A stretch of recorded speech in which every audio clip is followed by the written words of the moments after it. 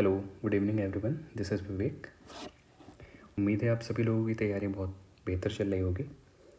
जैसा कि मैंने अपनी पिछली वीडियो में बताया था कि मैं सीसेट को लेकर के एक वीडियो लाना चाहता हूँ, जिसमें मैं बताऊँगा कि आखिर वो कौन सी वजह थी जिसकी वजह से मेरा पिछले अटैम्प्ट्स में सीसेट क्वालिफाई नहीं हो पाया था। लेकिन जो 2023 का अटैम्प्ट था उसमें मैंने सीसेट को लेकर के जो कॉम्प्रिहेंसिव स्ट्रेटजी अपनाई थी, उसकी वजह से मैं सीसेट को क्वालिफाई कर पाया और इस बार मेंस में अपीयर हुआ हूँ।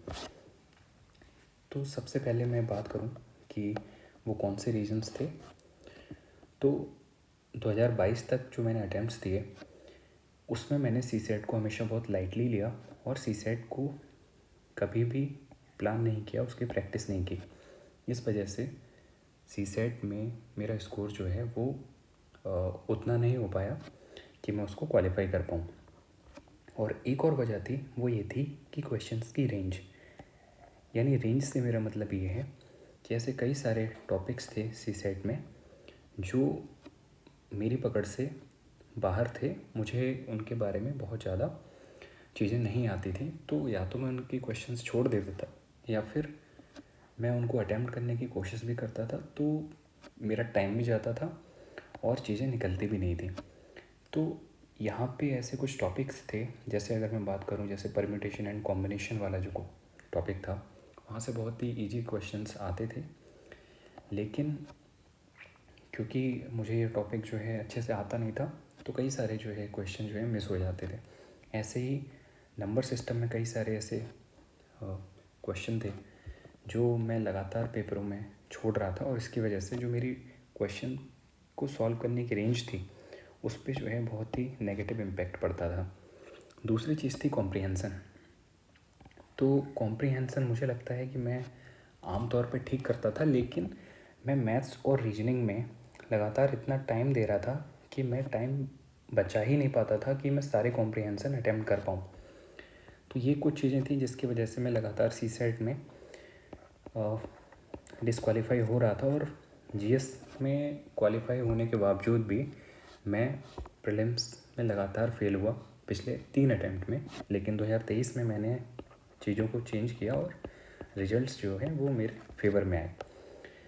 तो 2023 में मेरी जो अप्रोच रही है मैं उस पर बात करूँगा। तो ऐसा कोई शॉर्टकट नहीं है जो मैंने अपनाया, एक प्रॉपर प्लान था जिसमें मैंने लगातार लगभग 5 महीने के आसपास का टाइम दिया है अपना, और बहुत ही कॉम्प्रिहेंसिव तरीके से मैंने चीज़ों को तैयार किया था।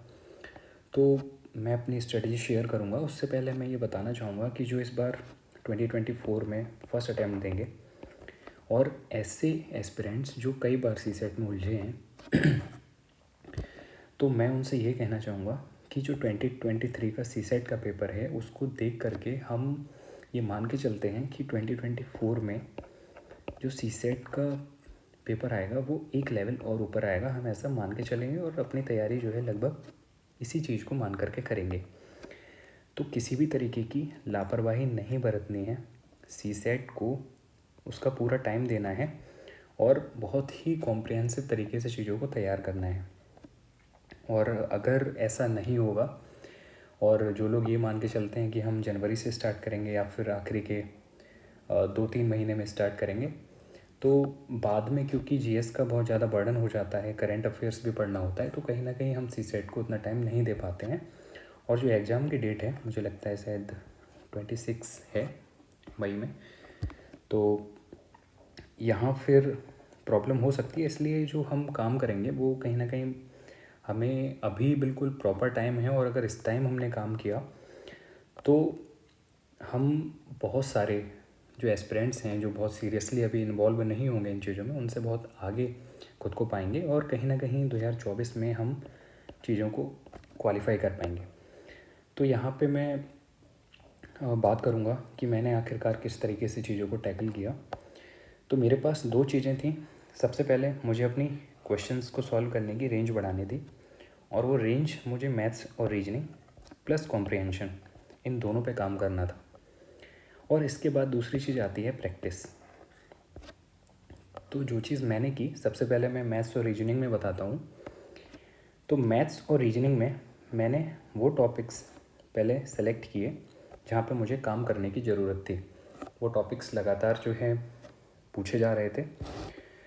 तो मैं आपको वो लिस्ट दिखाता हूँ जो मैंने तैयार की थी। तो आप देख सकते हो कि ये वो टॉपिक हैं जो मैंने तैयार किए थे, और ये टॉपिक जब मेरा कंप्लीट हो जाता था तो मैं यहाँ पे नोट कर लेता था। तो इस तरीके से मेरे पास लगभग 22 टॉपिक्स हो चुके थे।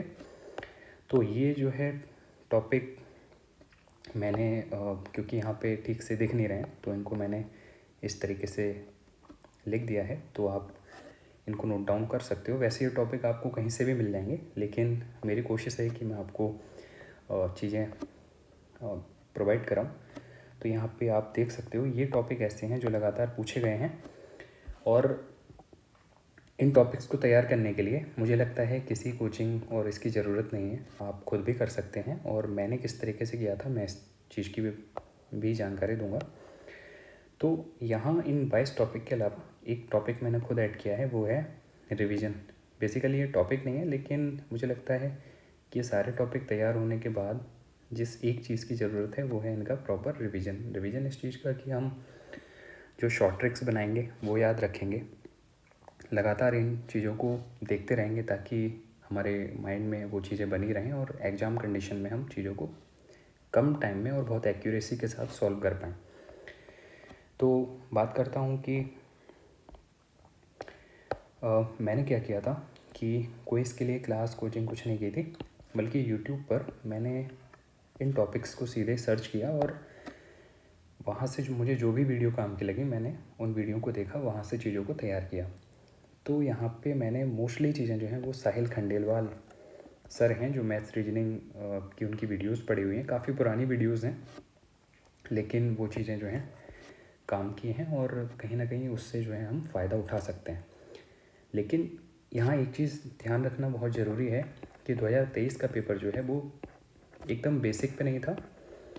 तो हमारी अब जो कोशिश होगी वो ये होगी कि हम बेसिक चीज़ों से एक लेवल ऊपर जाएं, जिसमें हम जो बैंकिंग के क्वेश्चंस हैं उन पे भी नज़र रखेंगे। साथ ही साथ अगर पॉसिबल हो तो कैट वगैरह में जो चीज़ें आती हैं एक बार को हम उस पर भी नज़र रखेंगे, ताकि अगर 2024 में इस तरीके की चीज़ें रिपीट होती हैं तो हम क्वेश्चंस को कर पाएँ। और कुछ चीज़ें हैं जैसे हम शॉर्ट ट्रिक्स तैयार करेंगे, लगातार उन पर काम करेंगे। जैसे आप देखोगे कि यहाँ पे एक कैलेंडर वाले क्वेश्चन आते हैं, उनको सॉल्व करने की एक फॉर्मूला मैंने यूट्यूब से ही सीखा था, मुझे ये पहले नहीं पता था, ये मैंने यहाँ पे नोट कर रखा है। तो इस तरीके की जो ट्रिक्स हैं वो आपको लगातार अपने मतलब प्रैक्टिस में रखनी है कि ये चीज़ें याद रहें और एग्ज़ाम वाली सिचुएशन में हम अपना टाइम बचाएं और इन ट्रिक्स को यूज़ करके हम क्वेश्चंस को एक्यूरेसी के साथ सॉल्व कर पाएँ। तो ये चीज़ें थी कि मैंने अपनी मैथ्स और रीजनिंग में रेंज बढ़ाने के लिए ये टॉपिक्स तैयार किए। और इसके बाद जो चीज़ है वो है कॉम्प्रिहेंसन। तो यहाँ दो चीज़ें हैं, पहले मैंने कुछ एक टेस्ट सॉल्व किए थे तो वहाँ से मैंने खुद की एक अप्रोच डेवलप की कि मैं इस तरीके से कॉम्प्रिहेंसन को सॉल्व करूँगा। लेकिन मेरी अप्रोच में एक कमी थी, वो ये थी कि मैं पहले कॉम्प्रिहेंसन पढ़ता था, उसके बाद ऑप्शन पे जा रहा था। तो चीज़ें मुझे लगता है थोड़ा सा टाइम टेकिंग थी। लेकिन एग्ज़ाम से कुछ टाइम पहले क्या हुआ, यानी लगभग 15 से 20 दिन बचे होंगे, तो यहाँ पे मुझे यूट्यूब पर दो वीडियोस मिली, जिसमें पहली वीडियो थी सिविन चौधरी सर की जो 2022 के अटैम्प्ट में सेलेक्ट हुए हैं, और एक चैनल है द प्रोफेसर यूपीएससी। तो इनकी मुझे वीडियोस मिली थी जो कॉम्प्रिहेंसन को लेकर के थी कि हमारी अप्रोच क्या होनी चाहिए। तो मैंने वो वीडियोस देखी और आखिरी के 15-20 दिनों में मैंने उनकी अप्रोच को लेकर के कॉम्प्रिहेंसन पे फिर से काम किया। तो मेरी एक्यूरेसी भी बढ़ी और उसके साथ ही जो मैं टाइम ले रहा था कॉम्प्रिहेंसन को सॉल्व करने में वो टाइम भी कम हुआ। तो मैं बात करूँगा इसकी। तो यहाँ पे मेरे पास क्योंकि 15-20 दिन थे और मेरी अप्रोच जो है वो पहले से बनी हुई थी, लेकिन उस अप्रोच को चेंज करना थोड़ा मुश्किल हो जाता है, लेकिन फिर भी मैंने मतलब जो कुछ एक मॉक टेस्ट बचे हुए थे उसके साथ ही यूपीएससी के जो भी पेपर थे उन सब में उस अप्रोच पे काम किया, तो चीज़ें कहीं ना कहीं बहुत बेहतर हुई थी और कॉम्प्रिहेंसन के मेरे ज़्यादातर क्वेश्चन जो हैं वो ठीक निकल रहे थे। तो इसके बाद मैं बात करूँगा जो मैंने बताया था दूसरा, कि हम प्रैक्टिस के लेवल पे क्या चीज़ें कर सकते हैं और मैंने क्या किया था। तो देखिए, प्रैक्टिस में जो चीज़ मेन थी कि मैंने अपनी सीसेट को लेकर के टाइमिंग लगभग वही रखी थी जो यूपीएससी के एग्ज़ाम की होती है। यानी मैथ्स और रीजनिंग के लिए मेरा जो, चाहे मैं टॉपिक्स तैयार कर रहा हूँ या फिर मैं टेस्ट दे रहा हूँ, तो वो सब काम जो है 2 से 5 बजे के बीच ही मैं किया करता था। तो स्टार्टिंग में क्या कर रहा था मैं कि मैंने मैथ्स और रीजनिंग के टॉपिक्स तैयार किए, तो उसके साथ ही उन टॉपिक्स से जुड़े हुए जो भी क्वेश्चंस थे, तो मेरे पास एक बुक थी दृष्टि आईएएस की, तो वहाँ से मुझे जो भी क्वेश्चन मिलते थे उस पर्टिकुलर टॉपिक के, तो मैं वो तैयार करता था।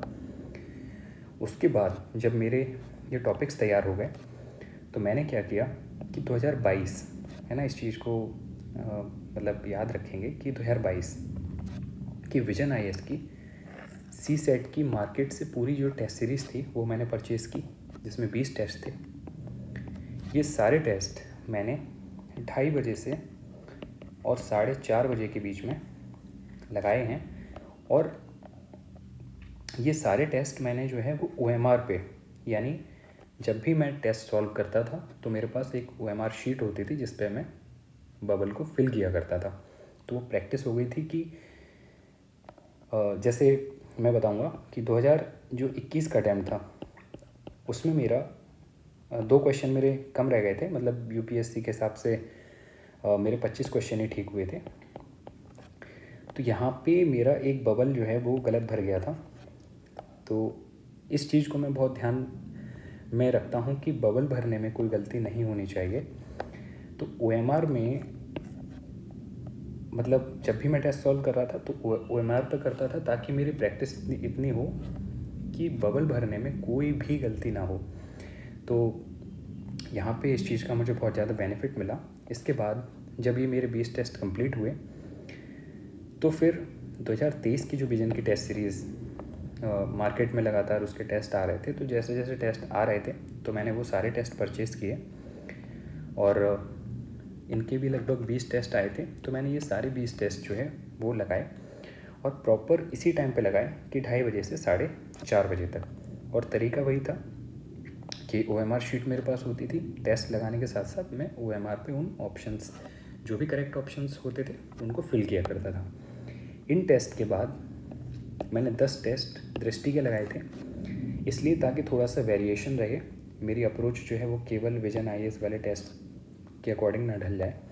तो मैंने दृष्टि आईएएस के भी टेस्ट लगाए, और इसके बाद जो यूपीएससी के प्रीवियस ईयर के क्वेश्चंस थे, यानी जब से सी सेट आया है तब से लेकर के और 2022 तक के पेपर जो हैं वो मैंने सारे उसी टाइम में और OMR शीट के साथ लगाए थे। यहाँ पे मैं एक चीज़ और मेंशन करूँगा कि लगभग मैं सी सेट की बात करूँ तो कोचिंग के 50 मॉक टेस्ट और यूपीएससी के कुछ एक पेपर्स, मतलब 2022 तक के जो पेपर्स थे वो मैंने सॉल्व किए थे। लेकिन जीएस में क्योंकि मुझे लग रहा था कि मैं चीज़ों को बेहतर कर सकता हूँ, तो मैंने रिवीजन तो बहुत किया था, लेकिन प्रैक्टिस जो है वो केवल 35 टेस्ट जो केवल विजन आईएएस के थे मैंने उनको लगाया था। और अब यहाँ केवल मैं ये कहूँ कि मैंने ये टेस्ट लगा लिए तो मेरी प्रैक्टिस हो गई और केवल इतना सफिशिएंट है, तो ऐसा बिल्कुल भी नहीं है। यहाँ पे मैं इस चीज़ को मेंशन करूँगा कि इन टेस्ट में मेरी जो भी मिस्टेक्स हुई, मैंने उन सारी मिस्टेक्स को नोट किया, और वो मिस्टेक्स कई बार होती थी कैलकुलेशन की मिस्टेक होती थी, या फिर मैंने क्वेश्चंस को गलत समझ लिया, या फिर कॉम्प्रिहेंशन में मैं ठीक से चीज़ों को समझ नहीं पाया। तो ये सारी चीज़ें मैंने बहुत अच्छे से समझी, और उन सभी चीज़ों को मैं नोट डाउन करता था प्रॉपर। और ये नोट की हुई चीज़ें मैंने एग्ज़ाम जब था उससे 2-3 दिन पहले इन चीज़ों को लगातार देखा, और जिस दिन मेरा एग्ज़ाम था मैं उस दिन भी इन चीज़ों को लगातार देख रहा था कि ये चीज़ें मेरी रिपीट नहीं होनी चाहिए किसी भी हालत में। और यहाँ पर मैं एक और चीज़ बताऊँगा कि जो स्टार्टिंग के मैंने टेस्ट सॉल्व किए थे यानी 2022 का जब मैंने ये टेस्ट सीरीज़ सॉल्व की थी, तो इसको मैंने शुरू के 10 टेस्ट लगभग 2 घंटे में की, क्योंकि मेरे कुछ टॉपिक्स तैयार हो रहे थे, कुछ नहीं हो रहे थे। और मेरी कोशिश ये थी कि एक बार मैं पूरे 80 क्वेश्चंस तक जाऊं। तो इसमें मुझे थोड़ा टाइम भी लगा था, तो 2 घंटे में मैं ये टेस्ट सॉल्व कर रहा था। लेकिन जैसे ही ये 10 टेस्ट मेरे कंप्लीट हुए और उधर मैंने टॉपिक्स के ज़रिए अपनी रेंज बढ़ाई, तो यहाँ पर मैंने एक लिमिट सेट की कि मैं हर टेस्ट लगभग 1 घंटा 45 मिनट में सॉल्व करूँगा। और मैंने इस लिमिट को ब्रेक नहीं किया, यानी चाहे मेरे 40 क्वेश्चन हों या मेरे 50 क्वेश्चन हों, 45 क्वेश्चन हों, कितने भी क्वेश्चंस हों, मैंने 1 घंटे 45 मिनट में ही टेस्ट सॉल्व करने की आदत डाली। और इस अप्रोच में मैंने ये चीज़ ध्यान रखी थी कि मैं प्रॉपर वेटेज दूँ सभी चीज़ों को। यानी 1 घंटे से 1 घंटे 5 मिनट में मैंने मैथ्स और रीजनिंग सॉल्व करने की आदत डाली। और इसके साथ ही 40 से 45 मिनट्स में देता था कि मेरे कॉम्प्रिहेंसन भी होने चाहिए। और कॉम्प्रिहेंसन में मैं आम तौर पे जो बहुत कॉम्प्लेक्स चीज़ें होती थी, 1-2 या फिर 3-4 कॉम्प्रिहेंसन को छोड़ता था, लेकिन टाइम में ज़रूर देता था कि मेरे 40 से 45 मिनट्स जो है वो कॉम्प्रिहेंशन पे जाने ही जाने चाहिए। और ये अप्रोच मैंने एग्ज़ाम में भी रखी, जिसका मुझे फ़ायदा मिला। तो ये मेरी अप्रोच थी जो मेरी प्रैक्टिस को लेकर के थी। और इसके बाद मैं एक चीज़ ये बताऊंगा कि जब आपका एग्ज़ाम पास आएगा और आप जो फुल लेंथ टेस्ट देंगे सी सेट के, और ख़ास तौर पे जो हिंदी मीडियम वाले स्टूडेंट्स हैं, तो वो इस चीज़ को याद रखेंगे कि उनके जो टेस्ट हैं, आमतौर पे क्या होता है कि मार्केट में हिंदी मीडियम के जो टेस्ट हैं वो केवल हिंदी में प्रिंटेड मिलते हैं। तो मुझे लगता है कि जो भी एस्पिरेंट्स हैं वो इस चीज़ को ध्यान रखेंगे कि वो जो भी टेस्ट परचेज़ करें तो वो बाइलिंगुअल होने चाहिए, मतलब इंग्लिश और हिंदी दोनों में प्रिंटेड होना चाहिए, ताकि जब आप रियल एग्ज़ाम में बैठेंगे तो कई बार होता है कि हिंदी में हमें कुछ वर्ड समझ में नहीं आते हैं, तो हम उसको इंग्लिश में देख पाएँ। और इंग्लिश में कई बार चीज़ें बहुत क्लियरली हमें समझ में आती हैं, ख़ास तौर पे जब हम कॉम्प्रिहेंसन की बात करते हैं, तो वो चीज़ें हम आसानी से टैकल कर पाएँ। ठीक है, तो इसके बाद मैं बात करता हूँ कि जब एग्ज़ाम के 2 घंटे थे तो उसको लेकर के मैंने क्या अप्रोच बनाई थी।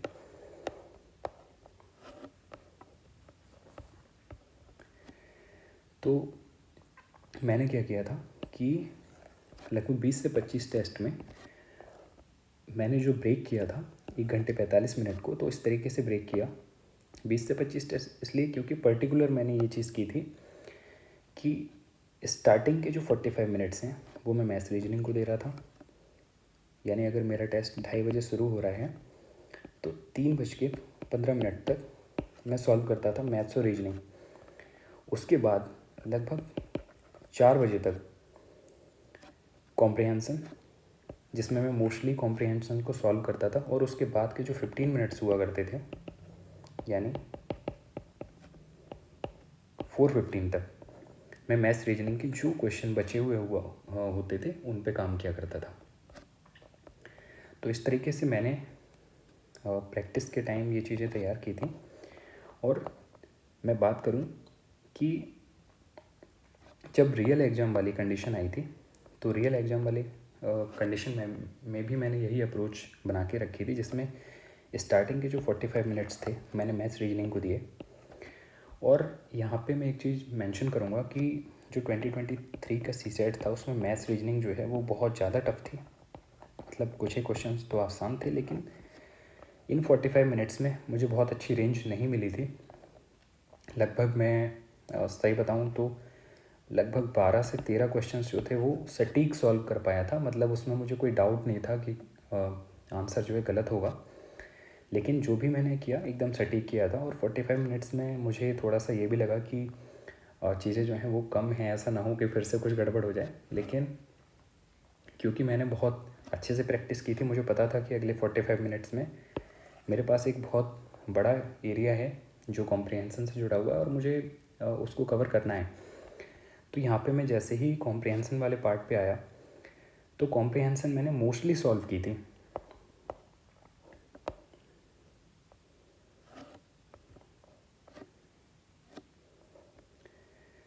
मतलब अगले 45 मिनट्स में मैंने कॉम्प्रिहेंसन जो है वो मोस्टली सॉल्व की थी। और उसके साथ ही मैंने जो एक चीज़ की थी कि यहाँ जैसे ही मैंने 12-13 क्वेश्चन सॉल्व किए, तुरंत OMR पे उन बबल्स को भरा। और यहाँ जैसे ही मैंने कॉम्प्रिहेंसन्स को सॉल्व किया, तुरंत OMR शीट भरी। और उसके बाद के जो 20 से 25 मिनट बचे हुए थे, वहाँ मैंने दोबारा से मैथ्स और रीजनिंग और उसके साथ ही कोई भी ऐसी कॉम्प्रिहेंसन जिस पे मुझे डाउट लग रहा था कि जैसे 2 ऑप्शंस में फंसे हुए थे या फिर 3 ऑप्शन में डाउट हो रहा था, तो मैंने उनके बारे में मतलब दोबारा से देखा कि मैं कौन सा ऑप्शन को चुन सकता हूँ। तो इस तरीके से पेपर जो है आसानी से टैकल हो पाया। आसानी इसलिए कह रहा हूँ क्योंकि लगभग सभी चीज़ों को इक्वली मैं ध्यान दे पाया। अगर मैं केवल मैथ्स रीजनिंग करता रहता तो फिर से वही स्थिति होती जो कि पुराने अटैम्प्ट्स में हो रही थी, या फिर मैं केवल कॉम्प्रिहेंसन करता तो भी चीज़ें क्लियर नहीं हो पाती। तो बस मतलब ये था कि अप्रोच जो है वो मैंने बैलेंस बनाने की कोशिश की थी और वो चीज़ें कहीं ना कहीं बहुत हेल्पफुल साबित हुई। तो यही है कि मैं अब एग्जैक्टली आपको जो चीज़ें ऊपर बता रहा था लगभग वही चीज़ें इस वाली स्लाइड में हैं, जिसमें मैंने 42 क्वेश्चंस अटैम्प्ट किए थे। और वही चीज़ है, मैं फिर से रिपीट करूँगा कि लगभग 45 मिनट्स में मान के चल रहा था कि मैं जो है स्टार्टिंग में मैथ्स रीजनिंग को दूंगा, और यहाँ पे वो जो मिनट्स थे वो हो गए 50, मतलब 5 मिनट एक्स्ट्रा लगे क्योंकि कहीं ना कहीं मैं रिस्क नहीं लेना चाह रहा था, बिल्कुल एक्यूरेट चीज़ें करना चाह रहा था। तो वही चीज़ जैसे कि मैंने बताई कि 12 से 13 क्वेश्चन थे, एकदम सटीक निकले थे। और क्वेश्चन जो थे इतने टफ थे कि वहाँ तक पहुँचना बहुत मुश्किल था। ये समझ में नहीं आ रहा था कि क्वेश्चन जो है हमने पिक किया है तो सटीक आंसर निकलेगा ही नहीं निकलेगा। परम्यूटेशन एंड कॉम्बिनेशन के जो क्वेश्चन थे वो बहुत ज़्यादा टफ थे। एक आध क्वेश्चन सटीक निकला, उसके बाद जो है क्वेश्चन उलझ रहे थे, तो मैंने ज़्यादा उन पर टाइम वेस्ट नहीं किया। और उसके बाद जो सिंपल क्वेश्चंस थे वो ढूंढ ढूंढ के पेपर में से मैंने सॉल्व किए। लेकिन जैसे ही ये मैथ्स और रीजनिंग का पार्ट मतलब 80 क्वेश्चंस तक मैं जितना भी कर पाया वहाँ तक पहुँचा, और लगभग 5 से 6 क्वेश्चंस थे जो मुझे लग रहा था कि मैं और कर सकता हूँ, तो वो मैंने छोड़ दिए क्योंकि मुझे पता था कि जब मैं कॉम्प्रिहेंसन कर लूँगा उसके बाद दोबारा लौट के आऊँगा तो मैं इन क्वेश्चन पे काम करूँगा। उसके बाद जो 45 मिनट थे ये कहीं ना कहीं गेम चेंजर साबित हुए। और यहाँ मैं आपको बताऊँगा कि लगभग 2 कॉम्प्रिहेंसन थी जो मैंने छोड़ दी थी। बाकी सभी कॉम्प्रिहेंसन्स मैंने अटैम्प्ट की थी। और मुझे लगता है कि बहुत ज़्यादा जटिल नहीं थी कॉम्प्रिहेंसन इस बार जो आई थी। तो कहीं ना कहीं 2 या 3 कॉम्प्रिहेंसन ऐसी रही होंगी जो मेरी गलत होंगी, उसके अलावा मोस्टली मेरी कॉम्प्रिहेंसन जो है वो सही निकलेंगी। और इसके बाद बस वही चीज़ थी कि मैंने टाइम से OMR फिल की। मतलब ऐसा नहीं कि जैसे 2021 में मेरे साथ हुआ था कि एक बबल ही गलत भर गया था, तो वो चीज़ रिपीट ना हो। तो जैसे ही मतलब मैथ्स रीजनिंग हुई तो उन क्वेश्चन से जुड़े हुए जो भी ऑप्शंस मेरे आए थे उनको मैंने फ़िल किया। और यहाँ पे कॉम्प्रिहेंसन सॉल्व करने के बाद बबल फिल किए। यहाँ पे मैं इस चीज़ को बताऊँगा कि ऐसा करना क्यों ज़रूरी है, क्योंकि होता क्या है कि CSET में आपको नहीं पता कि आप मतलब एक सीक्वेंस में आप पेपर सॉल्व नहीं करते हो सकता है आप जो है क्वेश्चन नंबर 2 सॉल्व करो, उसके बाद आपको क्वेश्चन नहीं आ रहे हैं तो फिर आप हो सकता है क्वेश्चन नंबर 15 सॉल्व करो, उसके बाद मतलब आप डिफरेंट नंबर के क्वेश्चन जो है सॉल्व करते हो। तो बबल फिल करते टाइम इस चीज़ को बहुत ही मतलब ध्यान में रखना है कि जो आपने क्वेश्चन सॉल्व किया है बिल्कुल उसी क्वेश्चन से जुड़ा हुआ बबल भरा जाना चाहिए। अगर ऊपर नीचे होता है तो कहीं ना कहीं आपको जो है नेगेटिव मार्किंग झेलनी पड़ेगी, है ना। तो इस चीज़ को ध्यान में मैंने भी रखा था। तो ये चीज़ें थी जो मैंने वहाँ पे एग्ज़ाम हॉल में की। और मैं आपको इसके बाद यही बताऊंगा कि आप मतलब हर चीज़ को जो है ना वो बैलेंस में रखिए। आप मैथ्स रीजनिंग कीजिए और मैथ्स रीजनिंग में अपने लेवल को ऊपर ले करके जाएंगे।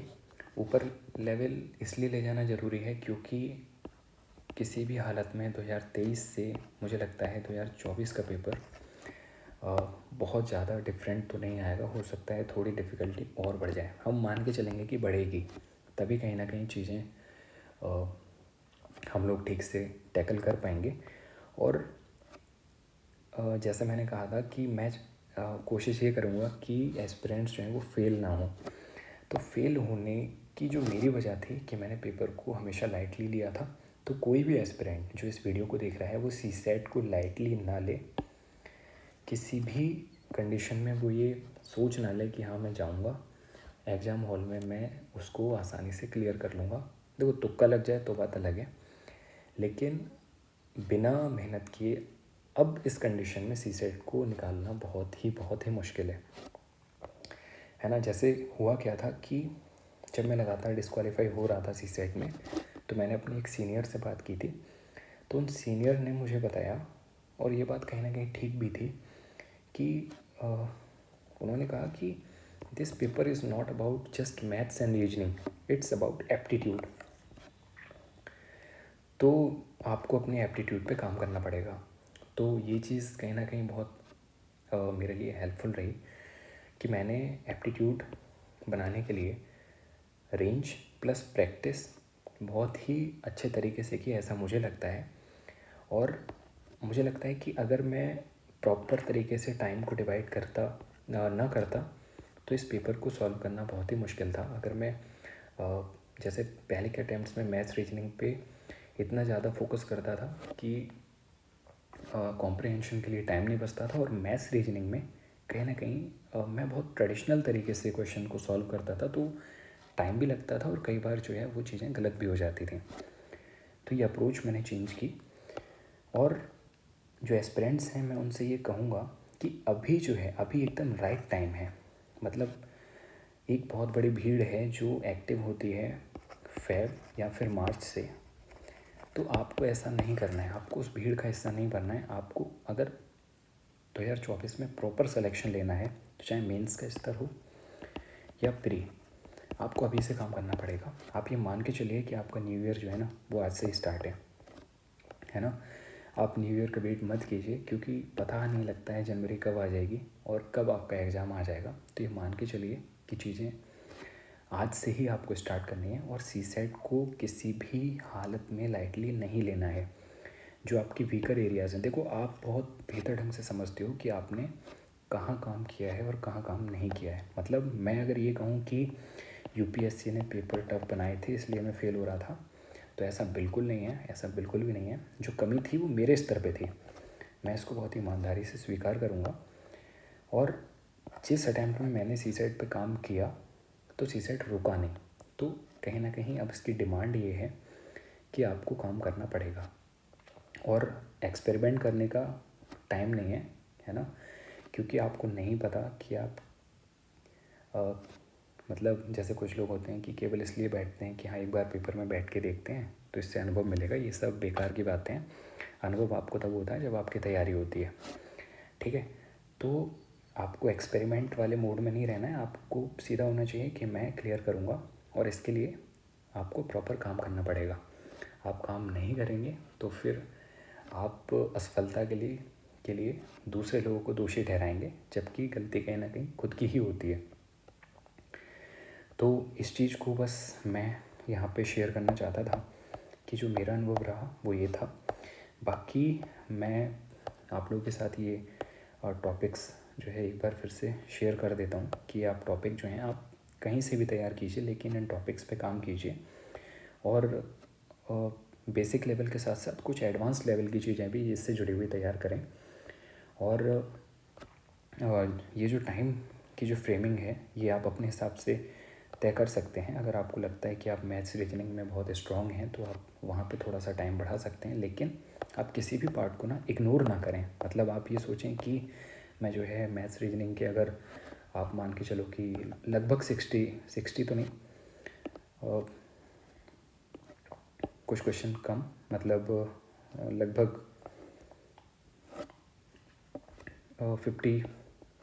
4 या 55 के आसपास अगर क्वेश्चन आते हैं मैथ रीजनिंग मिला के, तो आप यहाँ पे थोड़ा सा टाइम बढ़ा सकते हैं, लेकिन आप कॉम्प्रिहेंसन को किसी भी हालत में इग्नोर नहीं करेंगे। और अगर आपकी कॉम्प्रिहेंसन स्ट्रॉन्ग है तो आप किसी भी हाल में ये कोशिश करें कि मैं कम से कम जो है 15 से 20 क्वेश्चन मैथ्स रीजनिंग के करूँगा ही करूँगा, है ना।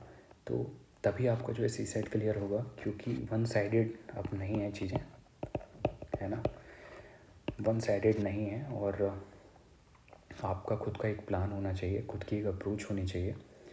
और बस यही इस वीडियो में मैं बताना चाहता था कि किस तरीके से चीज़ों को मैंने टैकल किया। तो जो भी हैं जो इस बार पहली बार अटैम्प्ट देंगे वो इस चीज़ को ध्यान रखेंगे कि जीएस के साथ साथ सी सेट पे भी प्रॉपर काम करेंगे, और वो काम अभी से स्टार्ट करेंगे, है ना। बाद में कुछ नहीं हो पाता है। मैं अपनी गलतियाँ बता रहा हूँ, उसमें एक गलती ये थी कि मैंने भी ये सोचा था कि हाँ मैं जो है आखिरी के 15 दिन में करूँगा, लेकिन आप यकीन मानो नहीं हो पाता है, नहीं हो पाता है। तो इस चीज़ को ध्यान में रखना है कि अभी से आपको थोड़ा थोड़ा टाइम जो है सी सेट पे देना है, और कम से कम उन टॉपिक्स पे आपको पकड़ बनानी है, और उसके बाद आपको प्रॉपर तरीके से प्रैक्टिस करनी है, और उस अप्रोच को डेवलप करना है जो आपके एग्ज़ाम को क्लियर कराने में हेल्पफुल हो। तो यही इस वीडियो के माध्यम से मैं आपको बताना चाहता था, और आगे भी मैं ऐसी कुछ एक वीडियोस लाऊंगा जिसमें मैं आपको जीएस से जुड़ी हुई चीज़ें बताऊंगा। ख़ास तौर पे जीएस में प्रीलिम्स में मेरी अप्रोच क्या रही थी, क्योंकि जीएस में मुझे कभी कोई ऐसी समस्या नहीं हुई, हमेशा मेरा जीएस जो है वो निकलता रहा। लेकिन मेन इशू जो था वो सी सेट को लेकर का था, जो मेरी खुद की गलतियों के कारण था। लेकिन जिस साल मैंने प्रॉपर काम किया सी सेट पे, तो सी सेट मेरा क्लियर हुआ। तो मैं ऐसी ही कुछ एक वीडियो जो है वो जीएस को लेकर के आऊँगा। और आज की वीडियो के लिए बस इतना ही है कि जितने भी एस्पिरेंट्स हैं वो मन से तैयारी में लगें, किसी को दिखाने के लिए या फिर केवल इसलिए कि हाँ मैं तैयारी कर रहा हूँ तो काम चलाऊ चीज़ें जो हैं करूँगा, तो उन चीज़ों से आप कभी भी क्वालिफाई नहीं कर पाएंगे। आपको खुद को उस भीड़ से अलग करना है, और ये तभी होगा जब आप प्रॉपर टाइम देंगे चीज़ों को। तो बस यही एक मेरी अप्रोच रही थी कि मैं चीज़ों को बहुत कॉम्प्रिहेंसिवली तैयार करूं, और इस बार मैंने किया। उम्मीद है ये वीडियो कुछ मामलों में आपके लिए हेल्पफुल साबित हो, और मैं आगे भी ऐसी कोशिश करता रहूँगा। तो आज के लिए इतना ही। Thank you.